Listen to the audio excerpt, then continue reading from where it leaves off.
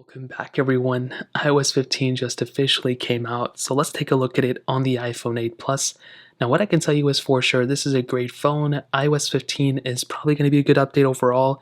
I've installed every single beta on this for the most part, and I can tell you there's no features on here that are worth like just updating to right now. So if you can wait a couple weeks, go for it. If not, then I think you're still probably going to be in a good spot, to be honest, on an 8 Plus. Now one of the main features within iOS 15 was actually within Facetime. So there's a couple cool updates here. There's spatial audio, there's portrait mode. I don't think any of those features are supported on the 15 on the 8 Plus, but you do have the specific ability to send links out to other people. So if you know somebody who has an Android and you want them to join your Facetime call, we have the ability within iOS 15 now. You can send them a link and they can move on from there. So that's a really cool feature. We also have a live text within the Photos app, but that is not supported anymore, so we shouldn't even really talk about it since it's not supported on the iPhone 8 Plus. We do now have focus mode though on the iPhone 8 Plus, which is really cool. So if you swipe up from the control center, you'll see this new little focus mode, and you'll see that pretty much you can still click on Do Not Disturb and all this other stuff, but you basically now have the option of setting up different categories of apps. So you can go ahead and set up a personal mode, a sleep mode, a work mode, basically allowing you to just kind of be focused on certain things without being notified of other things throughout the day if you're not in that specific category.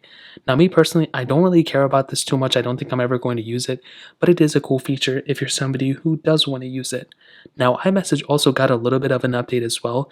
Nothing super crazy, but if you're somebody who uses iMessage all the time, you will see a little bit of a few changes here and there, especially if you send a lot of images and stuff to each other, you'll see a couple changes. Now we also have a really cool feature, which is now the drag and drop feature.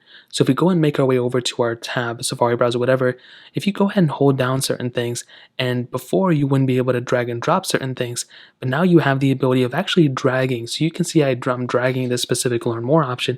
If I go to the home screen, you can see I'm still dragging it.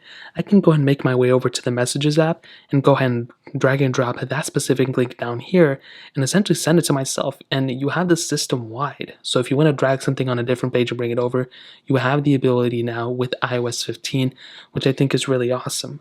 But this does bring me to the Safari browser as a whole, and this thing got a massive update overall. So you can see now that the tab bar is at the bottom rather than the top, but you have the ability of bringing it up to the top if you want to by clicking on the Show Top Address bar.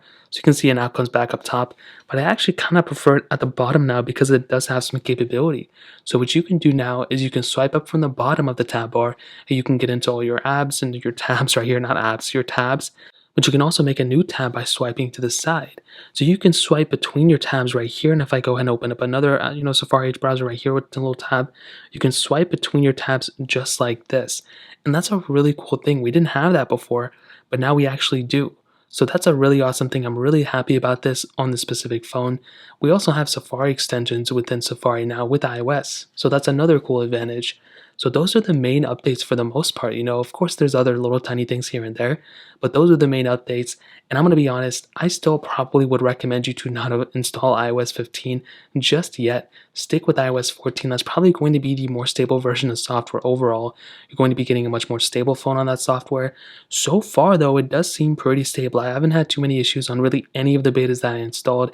Even now on the RC version, there's not really too many issues. So I think even if you install it on an 8 Plus, you're probably still going to be okay. But I would probably still recommend you to install it maybe on like an iPhone 11 or 12 and maybe wait on the iPhone 8 Plus. But that's pretty much it. You know my opinion on this now. If you guys have any other questions or anything like that, let me know in the comment section below.